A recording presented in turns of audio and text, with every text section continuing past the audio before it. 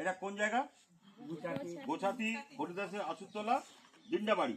এখান থেকে আমাকে কে ফোন করেছিলেন? সুমন ফোন করেছিলেন। সুমন ডিন্ডা।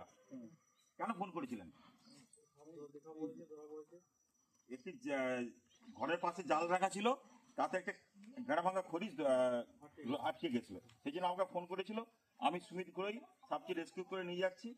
এই সাপকে বাঁচিয়ে রাখার প্রয়োজনীয়তা আছে, কারণ সাপের বিষ থেকে অনেক প্রকারের ঔষধ তৈরি হয়। হার্ট রোগী, কিডনি রোগী, বা যদি আমাদের কোনো কোথাও কেটে যায়, যে ইঞ্জেকশন দেওয়া হয় রক্ত বন্ধ করার জন্য, সেই এই সাপের বিষ থেকে সেই ঔষধ তৈরি হয়। সেই জন্য সাপকে আমাদের বাঁচিয়ে রাখা দরকার আছে। সাপের মূল খাদ্য হচ্ছে ব্যাঙ আর ইঁদুর। ওইখানে ইঁদুর খেতে এসেছিল, সেই জন্য ওই জালে আটকে গিয়েছে। ঠিক আছে না, ওখানে গর্তটাই আছে। এই সাপকে নিয়ে গিয়ে আমরা গভীর জঙ্গলে ছেড়ে দেবো। সাপকে বাঁচিয়ে রাখার প্রয়োজনীয়তা আছে। আর সাপ কামড়ালে আপনারা কি করবেন? সাপ কামড়ালে ওঝা গুণিন কাটাকুটি নয়, বাঁধন নয়, সোজা হসপিটাল। এখানে স্থানীয় হসপিটাল সোনাখালী স্বাস্থ্যকেন্দ্র প্রাথমিক, ওখানে পৌঁছে যাবেন।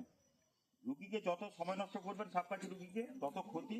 যত দ্রুত সম্ভব রুগীকে নিয়ে হসপিটালে পৌঁছে যাবেন, তত তাড়াতাড়ি চিকিৎসা শুরু হবে। রোগীর সাপ চেনার প্রয়োজনীয়তা নেই, সাপ ধরার প্রয়োজনীয়তা নেই। সোজা হসপিটাল।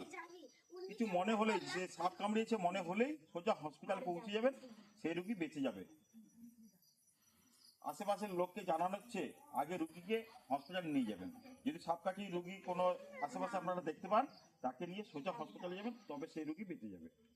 ঠিক আছে? আমি সুবিধা করেই সাপকে রেস্কিউ করে নিয়ে গিয়ে আমরা গভীর জঙ্গলে ছেড়ে দেবো, কারণ সাপকে বাঁচিয়ে রাখার প্রয়োজনীয়তা আছে।